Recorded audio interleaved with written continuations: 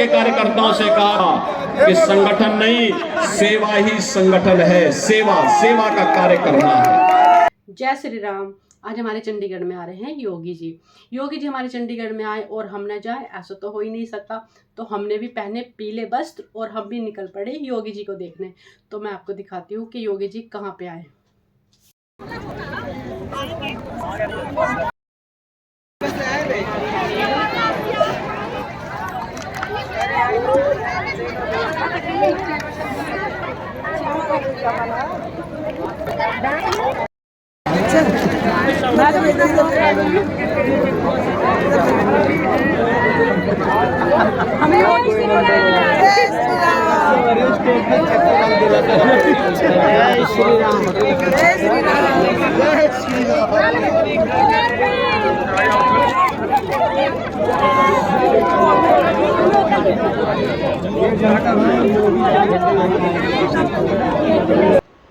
तो आप देख सकते हैं कि यहाँ पे कितनी भीड़ है।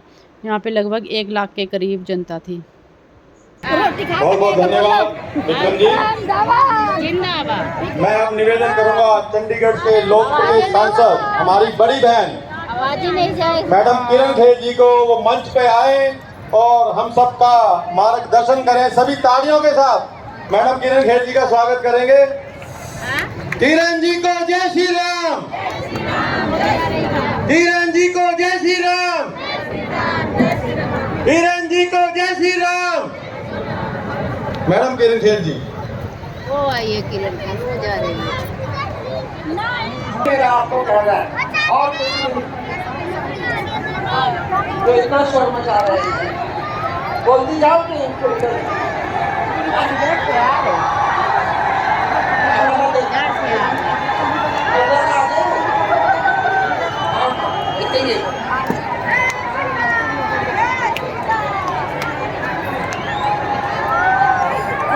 बहुत बहुत धन्यवाद। जय भारत, जय। धन्यवाद जी। हमारे बीच में योगी जी पहुंच चुके हैं। सभी खड़े होकर उनका स्वागत करेंगे। योगी जी को जय श्री राम। योगी जी को जय श्री राम। योगी जी को जय श्री राम। योगी जी को जय श्री राम। भारत माता की, भारत माता की, भारतीय जनता पार्टी, भारतीय जनता पार्टी। योगी जी को जय श्री राम। हमारे सुख दुख के साथी जो 25 वर्षों से चंडीगढ़ की सेवा कर रहे हैं भाई श्री संजय टंडन जी से कि वो मंच पर आए और हम योगी जी का स्वागत। जय श्री राम। योगी जी को जय श्री राम।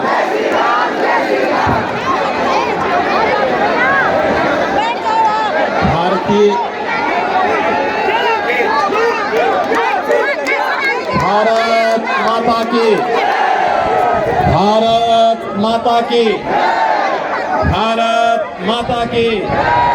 वंदे वंदे वंदे। जगत जननी माँ भगवती चंडी देवी और माता मनसा देवी के पावन दरबार को कोटि को सुनाया है। मुझे ये भी पता लगा है कि बगल में ही उनका मोहल्ला भी है। ऐसे कन्हैया मित्तल जी, गोपाल शुक्ला जी हमारे पूर्वांचल प्रकोष्ठ के अध्यक्ष हैं, पूर्व senior deputy mayor Shri Dilip Sharma ji, Anil Dube ji, Harshankar Mishra ji, प्रदेश सचिव सस्य। मस्जिदों की मीनारों से माइक भी उतर गए हैं। वो कह रहे हैं आप हम लोग शांति से रहना चाहते हैं। तो ये शांति और सौहार्द की भूमि आज उत्तर प्रदेश बनी है और अब तो अयोध्या में रामलला विराजमान भी हो गए हैं। कौन ऐसा भारतीय होगा? नजर आए थे क्या? चंडीगढ़ आए थे क्या? उत्तर प्रदेश में भी नहीं आए थे। उत्तर प्रदेश से वो सांसद थे उस समय। उत्तर प्रदेश में भी नहीं आए थे। तो भाजपा के कार्यकर्ताओं से कहा कि संगठन नहीं, सेवा ही संगठन है। सेवा, सेवा का कार्य करना है। फ्री में लंगर करवाने का, भोजन करवाने का काम कर रही थी, उनकी सेवा के लिए समर्पित भाव के साथ काम कर रही थी। लेकिन बहनों और भाइयों, मैं आपसे पूछना चाहता हूं, कहीं राहुल गांधी आए होंगे? कहीं नहीं नजर आए होंगे। कहीं मनीष तिवारी नजर आए होंगे? कहीं नहीं नजर आए होंगे। क्योंकि ये तो सब उड़न खटोला है जी। आज आएंगे, फिर चुनाव लड़के, फिर गायब हो जाएंगे, फिर कोई अता पता नहीं होगा।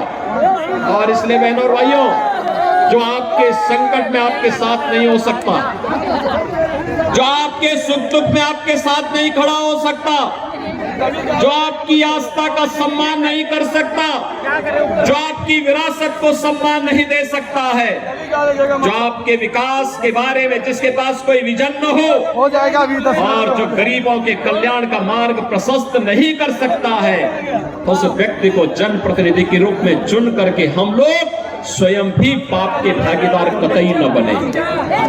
क्योंकि आपके द्वारा चुना गया वोट की ताकत, ये ताकत है आपके पास, ये ताकत आपको पाप का भी और पुण्य का भी भागीदार बनाता है। अच्छा जनप्रतिनिधि चुनते हैं तो पुण्य हमें प्राप्त होता है, लेकिन अगर गलत चुनते हैं तो उसके पाप में हम भी भागीदार हो जाते हैं। आपने देखा होगा, आज भारत यशस्वी बन रहा है, भारत के अंदर खुशहाली है, भारत का दुनिया के अंदर सम्मान बढ़ रहा है, भारत की सुरक्षा पुख्ता है, आतंकवाद और नक्सलवाद और अराजकता की समस्या का समाधान हुआ है, तो इसलिए हुआ है क्योंकि आपने मोदी जी को चुना था, मोदी जी को प्रधानमंत्री के रूप में चुना था। बहनों और भाइयों, मोदी जी ने 10 वर्ष में देश की तस्वीर और तकदीर को बदल करके रख दिया। आज कोई भी भारत पर गौरव की अनुभूति करता है। दुनिया में कोई संकट आता है, मोदी जी संकट मोचक के रूप में माने जाते हैं। उस समस्या का समाधान मोदी जी की लग रही, चिल्लाया जाएगा नहीं, पानी है। भारत के अंदर इन समस्याओं का समाधान होता है। और अब तो मैं ये भी देखता हूँ, पहले जब आतंकी विस्फोट होते थे, जगह जगह विस्फोट होते थे, निर्दोष भारतीय मारे जाते थे, कभी मुंबई का विस्फोट, कभी दिल्ली का विस्फोट, कभी राम जन्मभूमि पर आतंकी हमला, कभी काशी में संकट मोचन पर आतंकी हमला, कभी भोपाल का विस्फोट, कभी बेंगलोर का विस्फोट। मैं सांसद था और इसको संसद में मुद्दे को उठाते थे तो तत्कालीन कांग्रेस की सरकार क्या कहती थी? कहती थी कि आतंकवाद तो सीमा पार से। और आज आतंकवाद का छेड़ता नहीं है, लेकिन कोई छेड़ता है तो छोड़ता भी नहीं है। और इसीलिए पाकिस्तान पहले सफाई दे देता है। दम होनी चाहिए, और दम आज मोदी जी के नेतृत्व में भाजपा की सरकार में दिखाने का काम किया है। और इसलिए बहनों और भाइयों, आज हम आपके पास आए हैं कहने के लिए, आज आप देख रहे होंगे 10 वर्ष में मोदी जी के नेतृत्व में कितना बेहतरीन विकास देश के अंदर हुआ। 4 लेन की कनेक्टिविटी। आज से 12 वर्ष पहले मैं दिल्ली से चंडीगढ़ आया था बाई रोड, मुझे 10 घंटे लगे थे। और बहनों और भाइयों, आज के दिन पर हम 3 से 3.5 घंटे के अंदर दिल्ली से चंडीगढ़ आ सकते हैं। ये दूरी कम की है मोदी जी ने। ट्रेन में वंदे भारत, अमृत भारत और अमृत नमो Bharat train, world class train की सुविधा आज मिल रही है, मेट्रो की सुविधा मिल रही है, IIT, IIM, AIIMS, IIIT, NIT और वर्ल्ड क्लास यूनिवर्सिटी बन रही है। हर घर नल और नल में जल, ये भी RO का जल, ये काम भी मोदी जी के द्वारा पूरे देश के अंदर किया जा रहा है। और भाइयों, विकास भी है। याद करिए कांग्रेस की सरकार के समय गरीब भूख से मरता था, गरीबों को राशन नहीं मिलता था, और मोदी जी देश के अंदर 80 करोड़ लोगों को फ्री में राशन दे रहे हैं। और राशन की सुविधा भी ऐसी कि हमारे यूपी और बिहार का भाई तो कोई होगा, अगर कार्ड यूपी में है या बिहार में है, राशन चंडीगढ़ में ले सकता। 1 नेशन 1 राशन कार्ड की व्यवस्था यदि मोदी जी ने दी। आयुष्मान भारत, किसान कांग्रेस के समय आत्महत्या करता था, आज 12 करोड़ किसानों को किसान सम्मान निधि का लाभ प्राप्त हो रहा है। 12 करोड़ घरों में शौचालय का निर्माण हो गया है। 10 करोड़ घरों में उज्ज्वला योजना का सिलेंडर पहुंच गया है। और बहनों और भाइयों, 4 करोड़ गरीबों के घर बन गए हैं। और मोदी जी ने कहा कि इस बार आएंगे, आते ही शेष बचे हुए परिवारों को भी एक एक आवास उपलब्ध करवाने का काम करेंगे। अभी से कार्य योजना बन चुकी है। बहनों और भाइयों, मैं पूछना चाहता हूं कि मोदी जी ने एक लंबी फेरस्त है लोक कल्याण की, गरीबों के लिए, वंचितों के लिए, दलितों के लिए, समाज के विभिन्न तबके के लिए उन्होंने काम किया। क्या किसी की जाति, किसी का मत, किसी किसी भाषा को देखा? नहीं। उनका तो मंत्र था सबका साथ और सबका विकास। उनका मंत्र ये नहीं था जो कांग्रेस कहती थी कि देश के संसाधनों पर पहला अधिकार मुसलमानों का है। कहां देश का हिंदू जाएगा, कहां सिख जाएगा? और अभी तो सिटीजनशिप अमेंडमेंट एक्ट लागू हुआ है। आप देखो, हिंदू और सिख, बौद्ध और जैनी, इन सभी लोगों को जो प्रताड़ित थे पाकिस्तान में, बांग्लादेश में, अफगानिस्तान में, जैसे ही नागरिकता देनी प्रारंभ हुई, आप देखिए कांग्रेस के पेट में दर्द होने लग गया। कह रहे सब क्यों कर रहे हैं? अरे भाई, पीड़ित मानवता की सेवा भारत नहीं करेगा तो कौन करेगा? लेकिन कांग्रेसियों को देखो ना, दुर्बुद्धि है, इनके अंदर दुर्योधन की आत्मा प्रवेश कर गई है।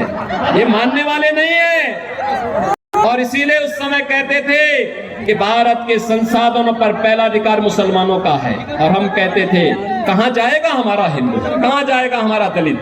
आपने देखा होगा मोदी जी ने रामलला को विराजमान करा दिया। और रामलला को विराजमान कराने के बाद पहले रामलला को विराजमान बाद में कराया।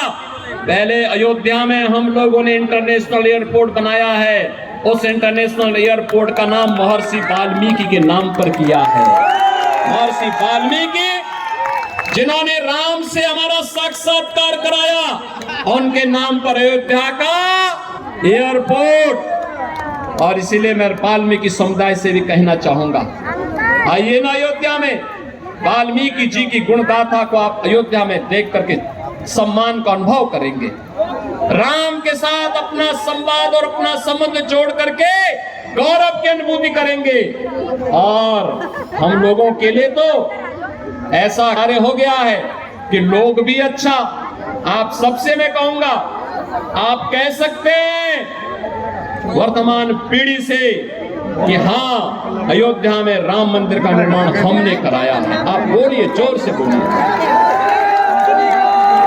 नेतृत्व मोदी जी का है, कोई संदेह नहीं। लेकिन मोदी जी को ताकत आपके वोट से मिलती है। कमल चुनाव चिन्ह पर जो वोट आप देते हैं, ये सीधे मोदी जी के पास जाता है। वो मोदी जी की ताकत होती है। और तब मोदी जी इतने कड़े फैसले लेने में सहमत होते हैं। और इसलिए बहनों और भाइयों, आज मैं आपके पास आया हूं यही कहने के लिए, कांग्रेस और आम आदमी पार्टी का गठबंधन, बहनों और भाइयों, ये गठबंधन नहीं है, यह तो है मिल करके जीतेंगे तो साथ साथ लूटेंगे। लूटने के लिए है, कल्याण करने के लिए नहीं है। देख रहे हो ना,